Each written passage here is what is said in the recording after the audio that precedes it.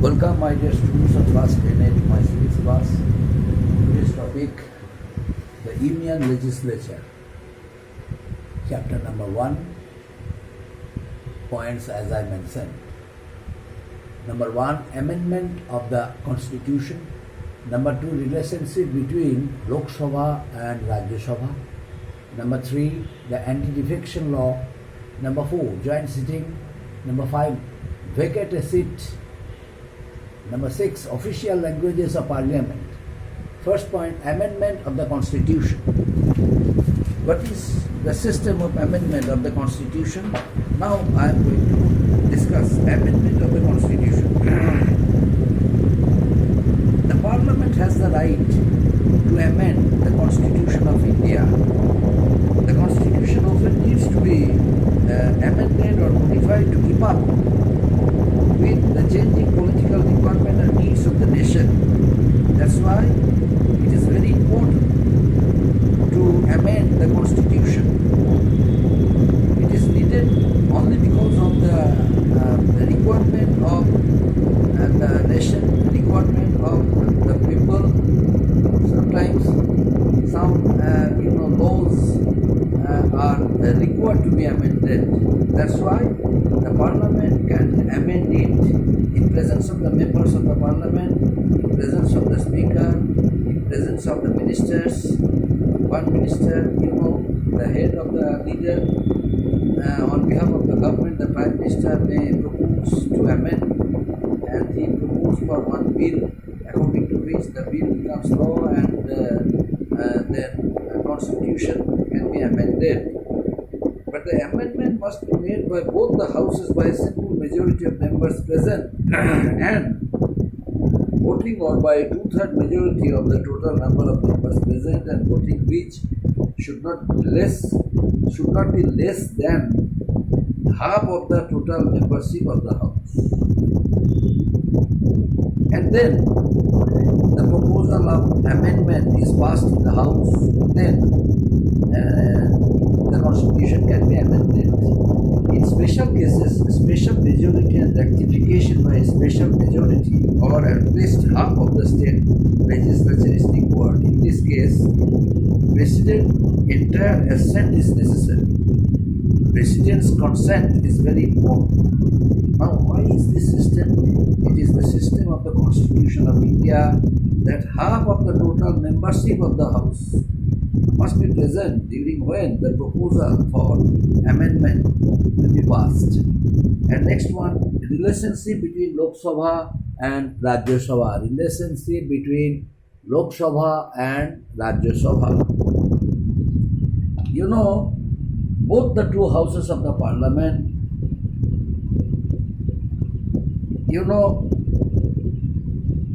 are the two poles of the Constitution. Each and every debate and discussion is done in both the two houses of the Parliament, in the Lok Sabha and in the Rajya Sabha. The Council of Ministers is collectively responsible for the Lok Sabha, because each and every member of the Lok Sabha can raise various types of questions for the Council of Ministers, according to which the Council of Ministers is supposed to answer the questions of the respective member of Parliament. The Rajya Sabha members also have no control over them, though they are informed on all matters. They cannot bring a no confidence motion against the minister or Council of Ministers. That's why Rajya Sabha is said to be less powerful than the Lok Sabha. Because in the Lok Sabha, the proposal of no confidence motion can be brought against a minister or against, the president, against the vice president.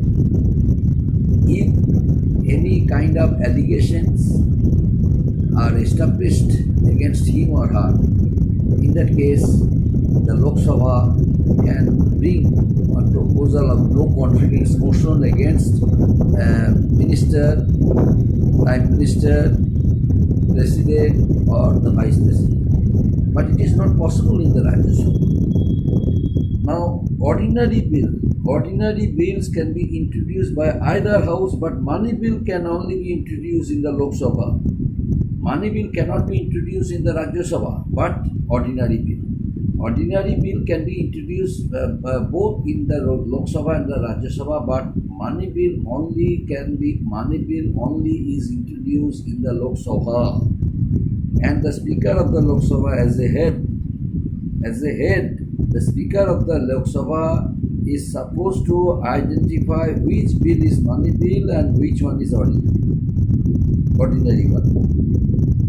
Now, the budget is also tabled by the Lok Sabha and only suggestions are welcome from the Rajya Sabha members.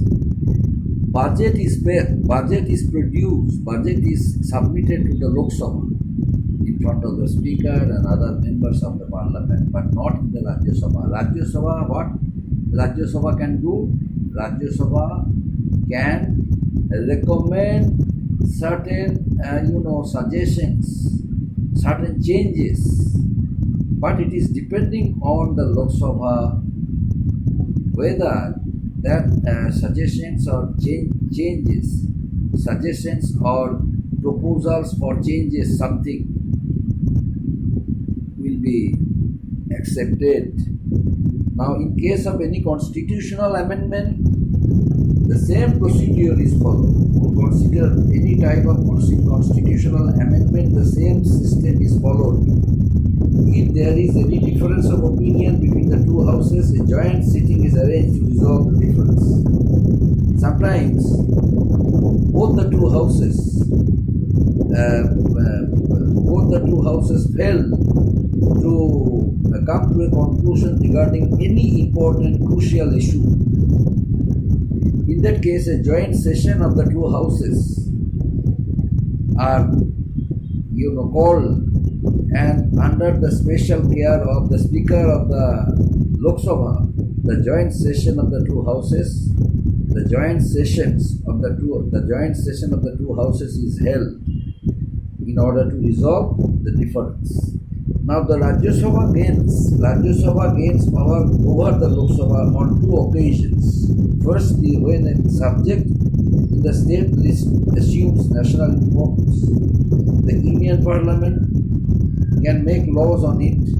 Secondly, when Rajya Sabha feels the need to create an all India service, it can exercise its power by taking procedure over the Lok Sabha. So Rajya Sabha gains certain powers over the Lok Sabha on two occasions. Number one, the subject matter, whenever the subject matter is related to a subject matter of state list, not union list, but state list. So it is the first and foremost duty of the Rajya Sabha to watch over the activities of, the ministers over the issue of state list. What are there in the state list, and whether there is any need to amend, whether there is any need to rectify the state list. The Rajya Sabha can interfere. The Rajya Sabha can hold power over the issue of state lists and can exercise its power just like the power of the Lok Sabha. And it can make laws on the issue of the state list. But Rajya Sabha sometimes feels the need to create an all India service. In that case, it can exercise its full power by taking procedure over the Lok Sabha. So these are the two special powers of the Rajya Sabha. Rajya Sabha can exercise over the Lok Sabha. Now the Antidefection Law. Next point, Antidefection Law. There was a time when opportunistic MPs were constantly changing their allegiance from one party to another and voting against party ideologies. This created great confusion in the Parliament. To stop these activities, the Antidefection Law was put into place, and it states that any member leaving the party which they represented from the election will be disqualified from the House. This act was passed on January 2nd, 2003. You know, before 2003, there was a tendency among the member of parliament, member of legislative assembly to change their political parties from where they once are elected. On being elected from a particular party, sometimes they avail themselves of the opportunity and changed their political party in order to gain more and more advantages, in order to gain more and more privileges. They sometimes change their political party. So this created a great confusion throughout the country, especially in the parliament. So in order to stop this kind of activities, one law was passed. That law came to be known as the Antidefection Law. Under the terms of the Act, no member of the House can leave the party which they represented for the election. If they practice it, the member will be disqualified from the House. And this act was passed in the year 2003 on January 2nd. This is about the Antidefection Law. And next one, joint sitting. Terms used in Parliament: joint sitting. A joint session is held to resolve the differences in controversial legislation is enacted by two houses. This is known as joint session, held in order to resolve the differences between the two houses of Parliament. So, a joint session is held in order to resolve the differences between the two houses of the Parliament, the Lok Sabha and the Rajya Sabha, and if any controversial legislation is enacted by the two houses, a joint session of the Parliament is required. In that case, under the special care of the Speaker of the Lok Sabha, the joint session of the Parliament is held. The next one, vacate a seat. Vacate a seat. A member's seat becomes vacant if a member's seat becomes vacant under such circumstances. Number one, the member writes a letter of resignation to the Speaker. He or she is absent from the House for 16 days or more. He or she is disqualified under Antidefection Law. He or she becomes subject to any disqualification laid down by the Constitution or any Act of Parliament. Under such circumstances, a member's seat becomes vacant. And next one, last point, official languages of Parliament. What are the official languages of the Parliament? Now I am going to discuss.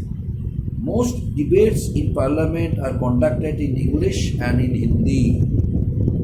But a member is allowed to address the House in any official language of India. The member is allowed to address the House in any official language of India. The Parliament provides the facility for instant translation. So, a member belonging to different states of India can address the House through their mother tongues.